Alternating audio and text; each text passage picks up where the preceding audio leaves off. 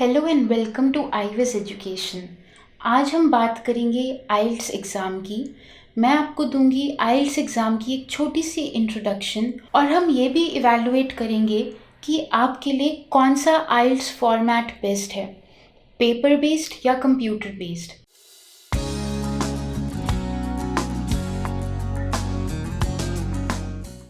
तो सबसे पहले तो बात करते हैं आइल्स एग्ज़ाम की। देखिए फ्रेंड्स, आइल्स एग्ज़ाम एक इंटरनेशनल एग्ज़ाम है। It's an acronym actually and it stands for international English language testing system. तो इसके नाम से ही हमें पता चल रहा है कि ये एक इंटरनेशनल लेवल का एग्ज़ाम है और इंग्लिश लैंग्वेज के स्किल्स को टेस्ट करने के लिए इसे बनाया गया है। जब हम सिस्टम की बात करते हैं तो सिस्टम का मतलब होता है कि इस एग्ज़ाम के पर्टिकुलर स्ट्रक्चर्स और सब स्ट्रक्चर्स हैं जो आपस में मिलकर एक सिस्टम क्रिएट करते हैं जिसके थ्रू आपकी इंग्लिश लैंग्वेज स्किल्स को टेस्ट किया जाता है। यहाँ पर सिस्टम का एक और मतलब है कि ये एग्ज़ाम काफ़ी मल्टीपल लेवल्स पर चेक किया जाता है, इवैल्यूएट किया जाता है और कुछ पर्टिकुलर रूल्स और रेगुलेशंस को फॉलो करके आपका बैंड आपको प्रोवाइड किया जाता है। जो आइल्स का बैंड होता है वो काफ़ी ज़्यादा यूज़फुल होता है। वो हम जब बाहर की कंट्रीज़ में जाते हैं तो काफ़ी सारी कंट्रीज़ आइल्स के एग्ज़ामिनेशन या बैंड को एक्सेप्ट करती हैं आपकी इंग्लिश लैंग्वेज की असेसमेंट के तौर पे। तो ये बात तो क्लियर है कि आइल्स का एग्ज़ाम बहुत ज़्यादा ज़रूरी होता है और इसलिए इसमें अच्छा बैंड लेना भी बहुत ज़रूरी है। अब आइल्स अपने आप में काफ़ी सारे पार्ट्स में डिवाइडेड है। फॉर एग्ज़ाम्पल, सबसे पहले तो आपको पता होना चाहिए कि आइल्स दो तरह के होते हैं, एक एकेडमिक और दूसरा जनरल। अब एकेडमिक और जनरल में काफ़ी ज़्यादा डिफरेंस होता है। ये डिफरेंस रिफ्लेक्ट होता है एग्ज़ाम के पैटर्न में, उसके क्वेश्चंस के फॉर्मेट में और डिफ़िकल्टी लेवल में। सिमिलरली जो एकेडमिक आइल्स का एग्ज़ाम होता है उसमें यूजुअली जो बैंड होता है वो 6 to 7 के बीच में एक्सेप्टेबल होता है। दैट इज़, अगर आपके एकेडमिक आइल्स में 7 तक बैंड भी आ जाते हैं तो आप बाहर स्टडी वीज़ा पे जा सकते हैं। This score is usually accepted across the universities globally.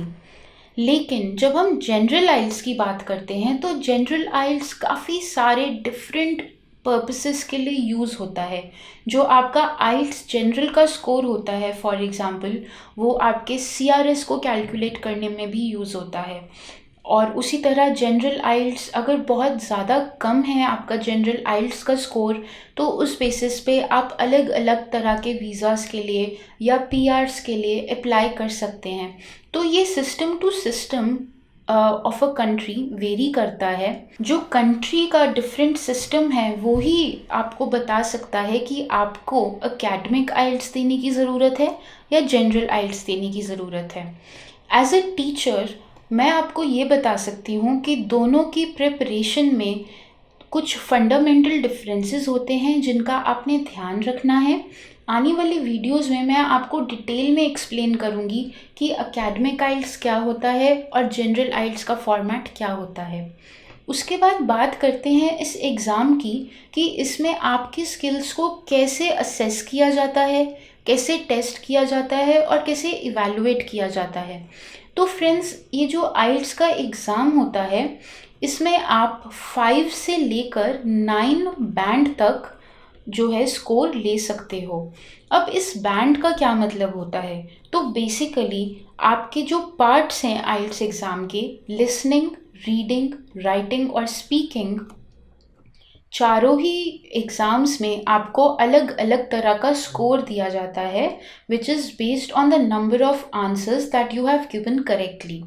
तो इन स्कोर्स को क्यूमुलेटिवली कैलकुलेट किया जाता है और बैंड में कन्वर्ट कर दिया जाता है। तो फॉर एग्ज़ाम्पल, ऑन एवरेज आपके लिसनिंग, रीडिंग, राइटिंग और स्पीकिंग में 35 to 40 क्वेश्चंस ठीक हैं। आई मीन टू से आउट ऑफ 40 या फिर आपके ओवरऑल 80 to 100 क्वेश्चंस ठीक हो गए हैं, या फिर 80 to 120 क्वेश्चंस भी ठीक हो गए हैं, तो आप एक्सपेक्ट कर सकते हैं कि आपके 7 या 9 बैंड के बीच में आ सकते हैं। ये क्यूमुलेटिव स्कोर, जिसको हम बैंड कहते हैं, ये आपकी असेसमेंट होती है कि आपको इंग्लिश लैंग्वेज में कितनी ज़्यादा प्रोफिशिएंसी और फ्लुएंसी है। तो ये जो चारों एग्ज़ाम्स होते हैं, लिसनिंग, रीडिंग, राइटिंग और स्पीकिंग, चारों ही स्किल्स को टेस्ट करने के लिए अलग अलग तरह के फॉर्मेट्स बनाए जाते हैं एग्ज़ाम के। जो आपको फॉर्मेट लिसनिंग में देखने को मिलता है, वो आपको रीडिंग, राइटिंग और स्पीकिंग में नहीं मिलेगा। इस वजह से आपको चारों ही पार्ट्स की जो प्रैक्टिस है वो अलग अलग तरह से करनी पड़ेगी।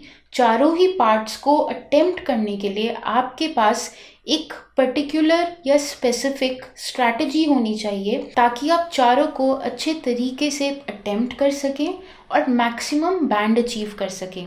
ये स्ट्रैटेजी कैसे बनानी है वो भी मैं आपको अपकमिंग वीडियोस में सिखाऊंगी। उसके बाद आजकल एक बहुत ही ज़्यादा बड़ा सवाल होता है स्टूडेंट्स के मन में, that whether they should go for paper aisles और कंप्यूटर बेस्ड आइल्स। नाउ सुनने में तो ये आंसर बहुत छोटा सा लगता है, या फिर ये डाउट भी बहुत छोटा सा लगता है, लेकिन जहाँ पर बात आ जाती है कि आपको अपने स्कोर के बेसिस पे ही वीज़ा मिलेगा, तो हम कोशिश करते हैं कि हमारे मैक्सिमम टू मैक्सिमम स्कोर आ सकें। तो इस वजह से बहुत ज़रूरी है कि हम हर फॉर्मेट के साथ कंफर्टेबल हों। अगर आप पेपर बेस्ड आइल्स के साथ कंफर्टेबल हैं, तो आपको पेपर बेस्ड आइल्स ही देना चाहिए, क्योंकि उसी से इंश्योर होगा कि आप maximum to maximum band achieve कर सकें। सिमिलरली अगर आप आईटी फील्ड से हैं, या फिर आप कंप्यूटर के साथ काफ़ी ज़्यादा फ्लुएंट हैं, उसके सिस्टम के साथ, उसके ऑपरेशन के साथ, तो आपके लिए कंप्यूटर बेस्ड आइल्स देना ज़्यादा ईजी होगा कंपेयर टू पेपर बेस्ड आइल्स। दोनों ही एग्ज़ाम्स के अपने प्रोज और कॉन्स होते हैं, मतलब दोनों के ही अपने फ़ायदे और नुकसान हैं।